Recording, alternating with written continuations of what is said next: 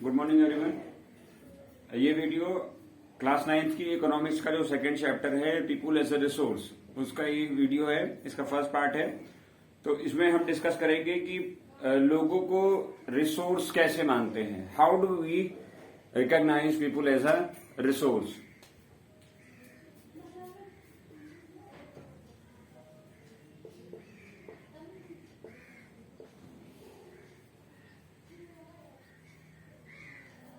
Okay, इसमें ये कहा गया है people as a resource is a way of referring to a country's working people in terms of their existing productive skills and abilities. Looking at the population from this productive aspect emphasizes its ability to contribute the creation of gross national product.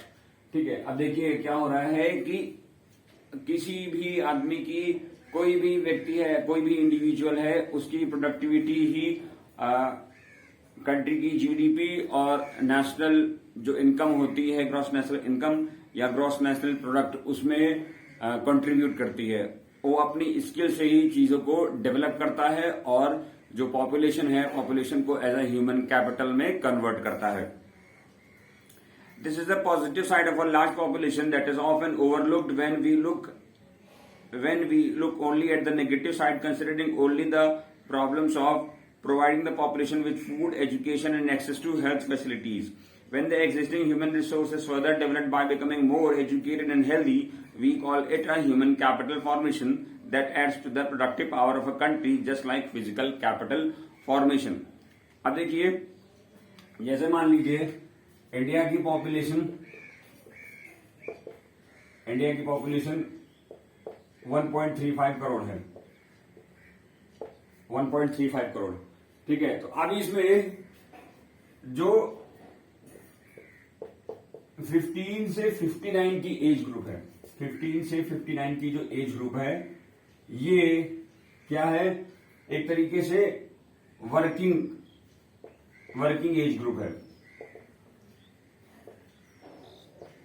Working age group, और जिनको अभी education मिल रही है वो अभी as a raw material use किए जा रहे हैं, एज अ रॉ मटेरियल। और जो इनको एजुकेशन या हेल्थ प्रोवाइड करा रहे हैं वो क्या है, प्योर ह्यूमन कैपिटल है, क्योंकि उनको रिसर्च, ट्रेनिंग और एजुकेशन से उनको पूरी तरीके से एक तरीके से वो फ्रूटफुल प्रोडक्शन कर रहे हैं इकोनॉमी के लिए। Investment in human capital through education, training, medical care yields a return just like investment in physical capital. अब जैसे देखिए फिजिकल कैपिटल में, हम फिजिकल कैपिटल बेसिकली क्या होती है, जैसे जो कैश या लैंड है, ये फिजिकल कैपिटल होती है।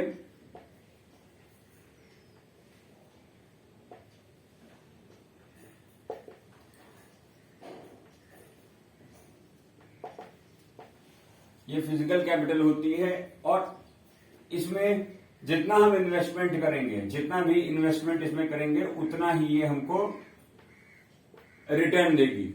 यानी कि अगर कैश में हम जितना कैश लगाएंगे वो कैश बढ़ता जाएगा। लैंड में अगर हम कैश को इन्वेस्ट करेंगे, यानी कि अगर हम जितनी भी लैंड खरीदेंगे वो एक तरीके से हमारे लिए क्या होगा, एक फ्रूटफुल ही होगा, क्योंकि जो ये लैंड है, लैंड एक ऐसा एसेट है जिसकी कभी भी वैल्यू कम नहीं होती है, हमेशा बढ़ती ही रहती है।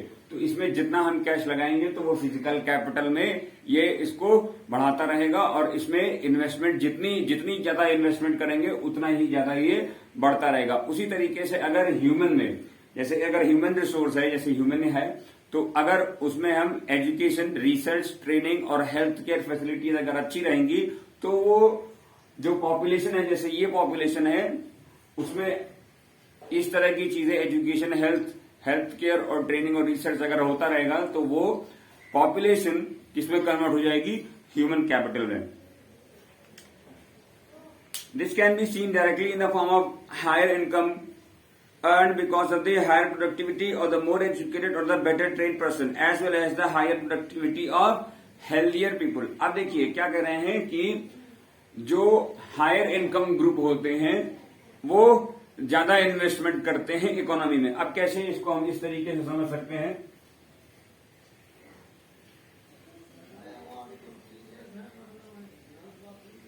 जैसे कि मान लीजिए किसी की किसी की income 50 lakh rupees per annum है,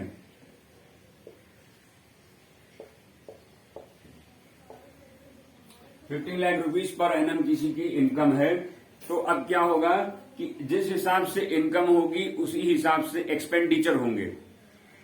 ठीक है, तो जैसा एक्सपेंडिचर उसी हिसाब से वो इकोनॉमी में रिटर्न दे रहा है। जैसे कि मान लीजिए 15 लाख रुपए पर एनम, यानी कि सालाना इनकम कितनी है, 15 लाख रुपए। तो अब उसके पास जो भी लग्जरी आइटम है, जैसे कार है, एक बड़ा सा घर है, ठीक है, हाउस नहीं लगते हैं, इसको मान लीजिए बंगला हम रख देते हैं। ठीक है, हेल्थ केयर फैसिलिटीज अच्छी होंगी, हेल्थ एंड सैनिटेशन ये भी अच्छा होगा। फिर उसके बाद फूड एंड अकोमोडेशन,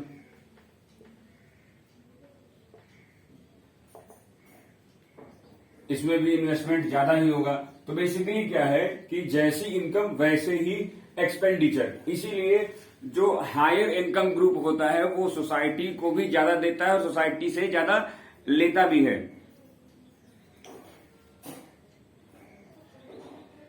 अब एक फोटोग्राफ पे देखिए आपकी बुक में जो 9th की इकोनॉमिक्स की बुक है उसमें देखिए एक डॉक्टर का इमेज बना हुआ है, एक इंजीनियर का बना हुआ है, एक टीचर का बना हुआ है और एक टेलर का बना हुआ है।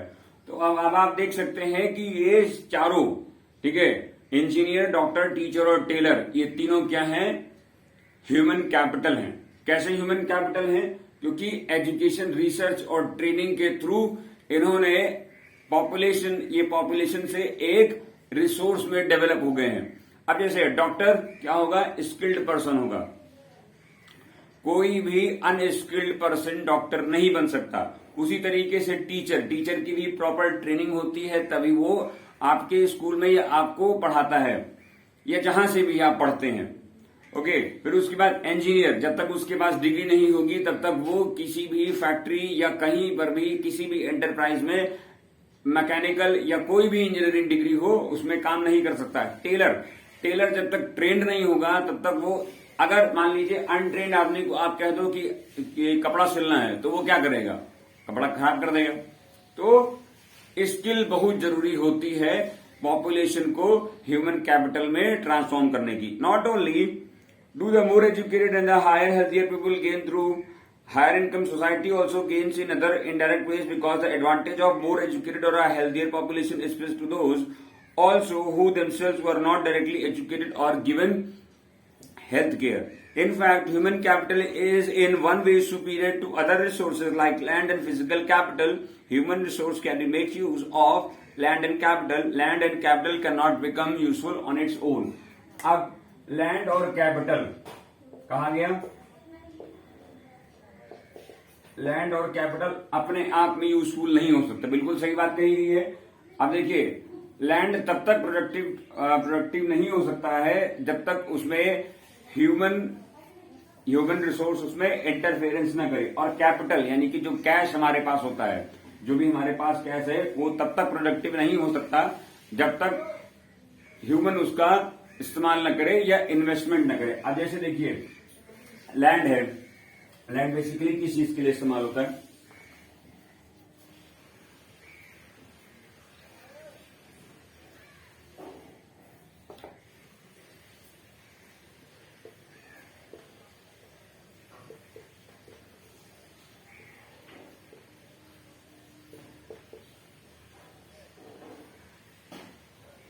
Land basically infrastructure.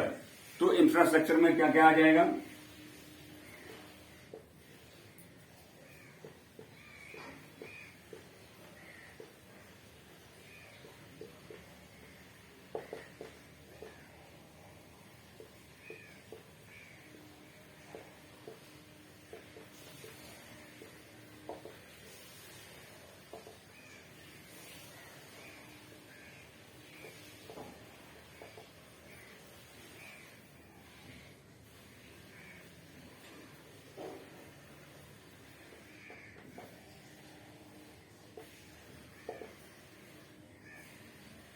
अब देखिए ये है इंफ्रास्ट्रक्चर, लैंड का यूज किया गया इंफ्रास्ट्रक्चर के लिए। तो फैक्ट्रीज इंफ्रास्ट्रक्चर में मैन्युफैक्चरिंग हो रही है, रोडवेज और रेलवेज ये कम्युनिकेशन के लिए हो गए, स्कूल और इंस्टीट्यूशन ये एजुकेशन से रिलेटेड हो गया, हॉस्पिटल्स आपके हेल्थ केयर फैसिलिटीज के हो गए। तो देखिए ये सीधा सीधा लैंड का यूज हुआ, लैंड अपने आप नहीं तैयार हो जाएगा, ह्यूमन का इसमें इंटरफेरेंस जो है, ह्यूमन रिसोर्स का इंटरफेरेंस बहुत जरूरी है।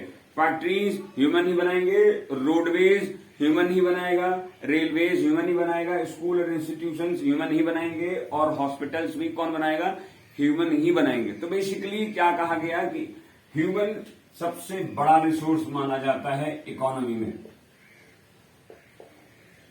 ह्यूमन रिसोर्स सबसे बड़ा रिसोर्स माना जाता है किसी भी इकोनॉमी में, और जब तक वो ट्रेंड नहीं है, स्किल्ड नहीं है, तब तक वो इस तरीके की प्रोडक्टिव एक्टिविटीज नहीं कर सकता है।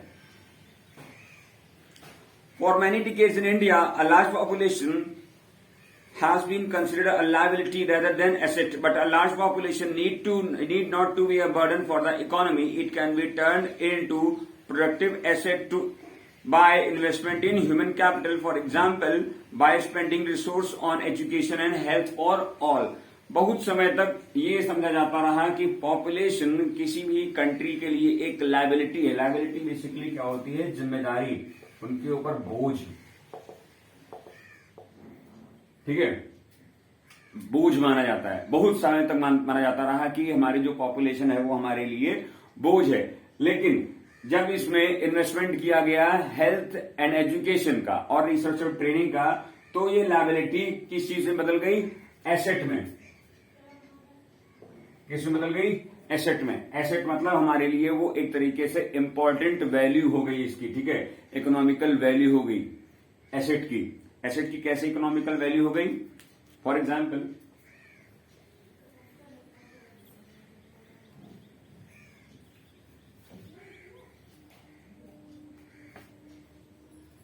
जैसे कि आईटी इंडस्ट्री,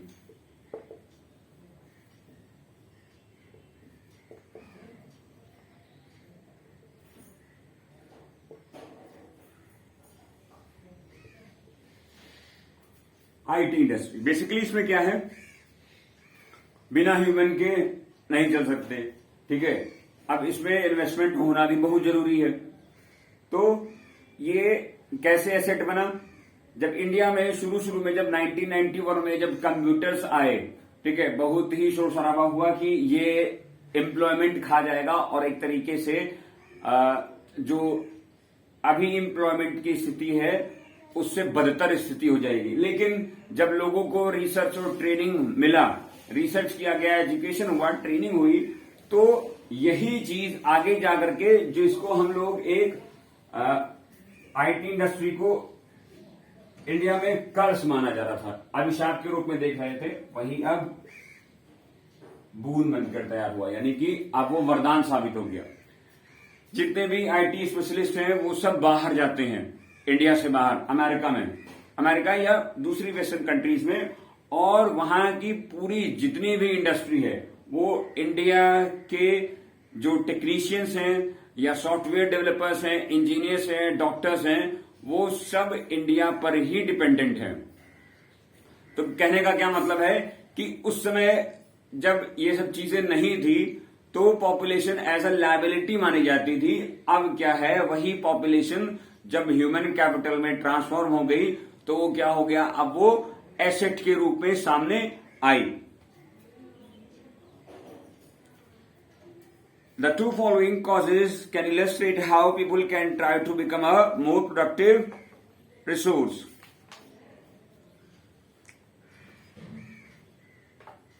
अब देखिए आपके पास एक केस स्टडी है, स्टोरी ऑफ सकल। There were two friends, Vilas and Sakal, living in the same village in Semapur. Sakal was 12 years old boy. His mother Sheila looked after domestic chores. His father Bhuta Chaudhary worked in an agricultural field. Sakal helped his mother in domestic chores. He also looked after his younger brother Jitu and sister Titu. His uncle Shyam had passed the matriculation examination, but he was sitting idle in the house as he had no job. Bhuta and Sheila were eager to teach Sakal. They forced him to join the village school, which he soon joined. He started studying and completed his higher secondary examination. His father persuaded him to continue his studies. He raised a loan for Sakal to study a vocational course in the computer. Sakal was meritorious and interested in studies from the beginning. With a great vigor and enthusiasm, he completed his course. After some time, he got a job in a private firm. He even designed a new kind of software. This software helped him to increase the sale of the firm. His boss acknowledged him with his services and rewarded with him a promotion. अब देखिए इसमें क्या कहा गया कि जो इनके uncle Shyam हैं, ठीक है, सकल के, तो ये मैट्रिकुलेशन पास हो चुके थे, लेकिन इनके पास कोई जॉब नहीं थी। अब बूटा और शीला, यानी कि बूटा सकल के फादर थे और शीला सकल की मां थी। तो ये क्या हो रहा था, ये दोनों चाहते थे कि इनका लड़का पढ़ने में अच्छा हो जाए या पढ़े आगे चल करके, जिससे कि वो घर की जो इकोनॉमिक कंडीशन है उसको सुधार सके। अब क्या हुआ, हाई स्कूल पास हो चुका था। हाई स्कूल पास होने के बाद अब क्या हुआ, जो इंटरमीडिएट पास किया। इंटरमीडिएट पास करने के बाद इसके फादर ने, सकल के जो फादर हैं, इन्होंने क्या किया, उसको पढ़ाने के लिए, वोकेशनल ट्रेनिंग के लिए लोन ले लिया। ठीक है, वोकेशनल ट्रेनिंग बेसिकली क्या होती है,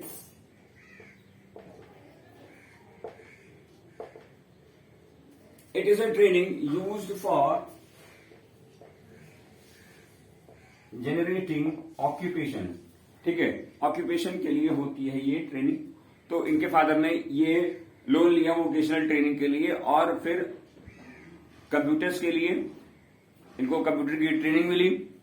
फिर उसके बाद इन्होंने एक किसी फर्म, प्राइवेट कंपनी थी, उसमें जॉब करना शुरू किया। इन्होंने एक नया सॉफ्टवेयर डेवलप किया। सॉफ्टवेयर डेवलप होने से फर्म की इनकम इंक्रीज हुई। इनके बॉस ने, सकल के जो बॉस थे, उन्होंने इसको एक्नॉलेज किया, अप्रिशिएट किया और उनको रिवॉर्ड किया, प्रमोशन। किसको, सकल को। तो बेसिकली क्या हुआ, अभी तक वो एज अ रॉ मटेरियल था। सकल जब तक उसने ट्रेनिंग नहीं करी तब तक वो क्या था, as a raw material. Training पूरी हो गई, चेंज किसमें हो गया, ह्यूमन रिसोर्स या ह्यूमन कैपिटल में। ह्यूमन कैपिटल में इन्वेस्टमेंट कैसे हुआ, हेल्थ और एजुकेशन का। इसमें बेसिकली हेल्थ का नाम नहीं लिया गया है, लेकिन अगर हेल्थ जरूरी भी है, क्योंकि अगर हेल्थ नहीं सही होगी तो जो एजुकेशन पर जो इन्वेस्टमेंट किया जा रहा है वो वेन में चला जाएगा, यानी कि बेकार हो जाएगा। तो ये बेसिकली इसमें यही कहा गया कि बिना एजुकेशन के वो रिसोर्स किसी काम का नहीं है, रॉ मटेरियल ही रहेगा जब तक उसको एजुकेशन नहीं दी जाएगी। क्लियर। सेकंड है, Vilas was an 11-year-old boy residing in the same village as Sakal. Vilas' father Mahesh was a fisherman. His father passed away when he was only 2 years old. His mother Geeta sold fish to earn money to feed the family. She bought fish from the landowner's pond and sold it nearby Mandi. She could earn only rupees 150 a day by selling fish. Vilas became a patient of arthritis. His mother could not afford to take him to the doctor. He could not go to school either. He was not interested in studies. He helped his mother in cooking and also looked after his younger brother Mohan. After some time, his mother fell sick and there was no one to look after her. There was no one in the family to support them. Vilas too was forced to sell fish in the same village. He like his mother earned only a meagre income. अब देखिए, उसी गांव में रह रहा है सकल भी। जो विलास है, जिस गांव में सकल रह रहा था, उसी गांव में विलास भी रह रहा है। अब तो क्या होता है कि सकल के फादर पहले ही पास आउट हो चुके हैं, मतलब पास हो गए, उनकी डेथ हो गई थी जब वो 2 साल का था। ठीक है, फिर उसके बाद उसकी माँ, जो एक लैंडलॉर्ड है, गांव के ही लैंडलॉर्ड है, उनके तालाब में मछलियां हैं, मछलियों को पकड़ करके वो उनको सेल करती है और दिन में कितना कमाती है, पूरे दिन में 150 रुपीज। ठीक है, 150 रुपीज कमाती है, जो एक बहुत ही छोटी अमाउंट है। अब क्या होता है, विलास को अर्थराइटिस हो जाता है। अर्थराइटिस की वजह से वो स्कूल भी ज्वाइन कर पाता है, और अगर ज्वाइन भी करता तो उसका पढ़ने में मन नहीं लगता था। फिर उसके बाद उसकी माँ भी बीमार पड़ गई, तो अब उसकी माँ को कोई देखने वाला नहीं था, और विलास अपनी माँ का किसमें वो ध्यान रखता था कि या मदद देता था खाना बनाने में। तो यही सब चीजें चलती रही, और अर्थराइटिस होने की वजह से जो विलास है और पैसा कम होने की वजह से विलास की माँ उसको हॉस्पिटल नहीं ले जा सकती थी। इस वजह से वो चीजें और कंडीशंस और दिक्कत और खराब होने लगी, जिसकी वजह से विलास भी उसकी भी उतनी ही इनकम थी जितनी उसकी माँ की इनकम थी। तो बेसिकली क्या हुआ, एजुकेशन नहीं मिल पाई। तो जब एजुकेशन नहीं मिल पाई तो क्या हुआ, उसको वो जो ह्यूमन रिसोर्स जो एक रॉ मटेरियल था वो फिनिश प्रोडक्ट में तैयार नहीं हो पाया। तो एजुकेशन सबसे बड़ा इन्वेस्टमेंट ह्यूमन कैपिटल फॉर्मेशन के लिए होता है। In the two case studies, we saw Sakal went to school and Vilas did not go. Sakal was physically strong and healthy. There was no need for him to visit the doctor frequently. Vilas was a patient of arthritis. He lacked the means to visit the doctor. Sakal acquired a degree in computer programming. Sakal found a job in a private firm while Vilas continued with the same work as his mother. He earned a meager income like his mother to support a family. In the case of Sakal, several years of education added to the quality of the labor. This enhances total productivity. Total productivity adds to the growth of the economy. Thus, it turns to an individual through salary or in some other form of his choice. In case of Vilas, there could not be any education or health care in the early part of his life. He spent his life selling fish like his mother. Henceforth, he draws the same salary of the unskilled labor as his mother. देखिए, सकल के ऊपर education के ऊपर खर्चा हुआ, education और health care पर खर्चा हुआ, तो सकल क्या हुआ, सकल की डेवलपमेंट हो गई। सकल की क्या हो गई, डेवलपमेंट हो गई, और वो तो अब उसका जो प्रोडक्टिविटी थी वो भी बढ़ गई। प्रोडक्टिविटी कैसे बढ़ गई, कंप्यूटर प्रोग्रामिंग में डिग्री ली। डिग्री लेने के बाद क्या हुआ, प्राइवेट फर्म में काम करने लगा। प्राइवेट फर्म में काम करने से क्या हुआ, सैलरी या कोई और सोर्स ऑफ इनकम उसका हो गया, जिसकी वजह से वो कंट्री की नेशनल इकोनॉमी में कंट्रीब्यूट करने लग गया। और विलास के साथ क्या हुआ, ना तो एजुकेशन मिली और ना ही हेल्थ केयर हुई, तो उसकी इनकम उसी लेवल पर बनी रही जिस लेवल पर उसकी मदर की थी। तो क्या हुआ, एजुकेशन नहीं मिली, हेल्थ नहीं मिला विलास को, तो इनकम वही लेवल रहा। Investment in human resource via education and medical care can give high rates of return in future. This investment on people is the same as the investment in land and capital. तो जो investment land और capital पर होता है वैसा ही return education और health care भी आपको प्रोवाइड करती है। A child too with investment made on her education and health can yield a high return in future in the form of higher earnings and greater contribution to the society.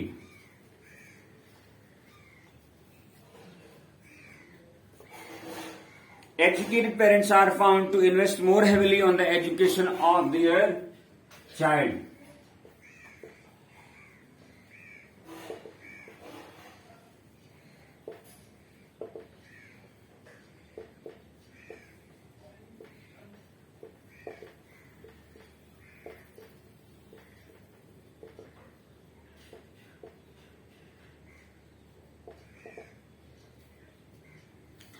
Educated family, more investment on education. तो family educated है तो वो investment पर, education पर और ज्यादा invest करेगी। तो जैसे ही इन्वेस्टमेंट पे एजुकेशन पर इन्वेस्टमेंट आएगा तो ये फ्यूचर में क्या करेगा, फ्यूचर में ये हायर रिटर्न दे करके जाएगी। This is because they have realised the importance of education for themselves. They are also conscious of proper nutrition and hygiene. Family educated है, एजुकेशन पर इन्वेस्टमेंट और किस पर, हेल्थ और हाइजीन पर।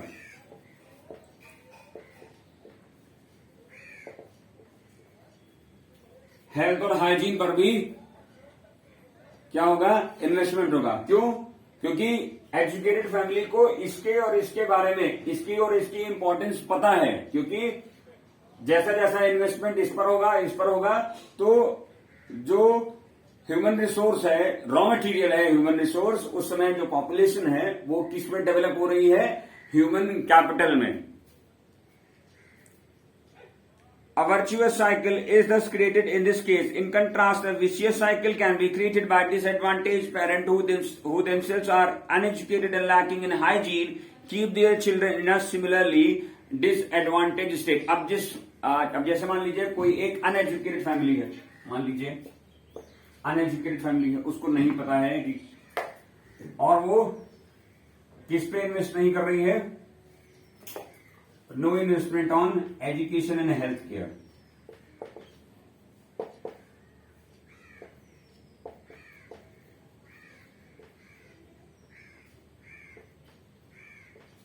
एजुकेशन और हेल्थ केयर पर कोई इन्वेस्टमेंट नहीं हुआ तो क्या होगा, प्रोडक्टिविटी कम हो जाएगी।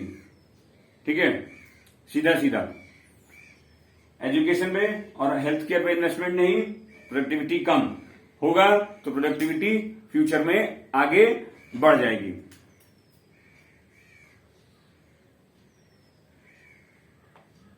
Countries like Japan have invested in human resource. They did not have any natural resource. These countries are developed and rich. They import the natural resources needed in their country. How did they become rich and developed? They have invested on people, especially in the field of education and health. These people have made efficient use of other resources like land and capital. Efficiency and the technology evolved by the people have made these countries rich and developed. अब देखिए क्या होता है, जैसे जो western countries हैं basically किस पे खर्चा करती हैं, जो पीपल हैं, तो पीपल को ऐसा रिसोर्स मानती हैं और एजुकेशन और हेल्थ पर खर्चा करती हैं। जैसे कि आपकी बुक में दिया हुआ है जापान के केस में, जापान के केस में क्या है, वहां पे नेचुरल रिसोर्सेज ज्यादा नहीं है, नेचुरल रिसोर्सेज को मंगा लेते हैं, लेकिन एजुकेशन और हेल्थ पर खर्चा किया तो वो जो नेचुरल रिसोर्स मंगाए, ठीक है, वो रॉ मटेरियल से कन्वर्ट होकर के किस में कन्वर्ट हुए, फिनिश प्रोडक्ट में। नेचुरल रिसोर्सेज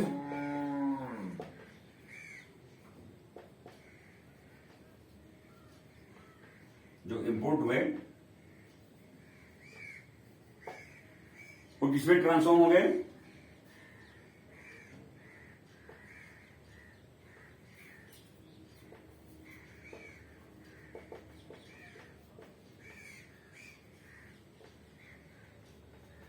फिनिश्ड प्रोडक्ट में।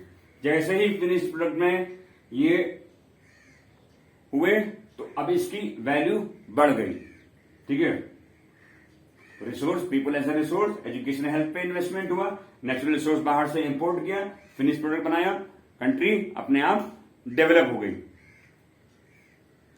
और उसी तरीके से efficiency and technology evolve by people have made these countries rich and developed. Technology और एफिशिएंसी, ठीक है, एफिशिएंसी मतलब किसी काम को करने की जो एफिशिएंसी आती है, मतलब एक तरीके से जो स्किल डेवलप होती है। और टेक्नोलॉजी, टेक्नोलॉजी कई चीजों को बदल देती है। जैसे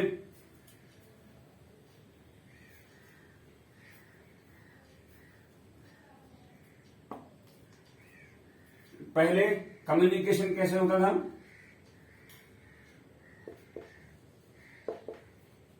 थ्रू लेटर्स और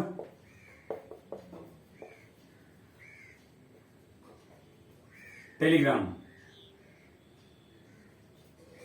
लेटर से टेलीग्राम के थ्रू कम्युनिकेशन होता था।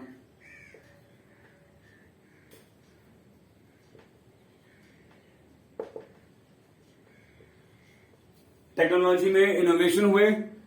अब क्या हो सकता है कि जो वर्ड है, वर्ड कैसा बन गया, एक ग्लोबल विलेज बन गया। Word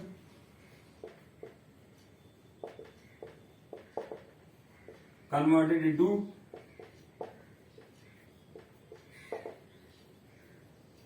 global village. कैसे? कम्युनिकेशन की जो टेक्नोलॉजी है वो चेंज हो गई। जैसे कि अभी आप देखते हैं कि लाइव वीडियो कॉलिंग हो सकती है, व्हाट्सएप कॉल, ठीक है। तो कैसे हुआ? यानी कि कम्युनिकेशन की जो टेक्नोलॉजी है उसमें डेवलपमेंट हुआ, उसमें एनहांसमेंट हुआ। एवं वो टेक्नोलॉजी बार बार वो आगे चल के रेवोल्यूशनाइज हुई और इवॉल्व हुई। तो ये सारी चीजें अब जाकर के पॉसिबल हुई। आज की अगर 10-15 साल अगर पहले अगर कोई कहता कि हम फोन से फेस टू फेस बात कर सकते हैं, तो आदमी ये सोचता, या जो सोसाइटी है वो ये सोचती कि ये पागल हो चुका है। लेकिन अब ऐसा नहीं है, ये चीजें अब सच होती दिखाई देती हैं, ठीक है। तो ये कम्युनिकेशन की वजह से ऐसा हुआ, या टेक्नोलॉजी के चेंजेस की वजह से ऐसा हुआ। ओके, इतना ये क्लियर हुआ। नेक्स्ट वीडियो आपको बहुत जल्दी मिलेगी। इस पार्ट में अगर कोई भी कंफ्यूजन हो या कोई भी डाउट हो तो आप कमेंट सेक्शन में बता सकते हैं, और इसको पढ़ते रहिए। Thank you.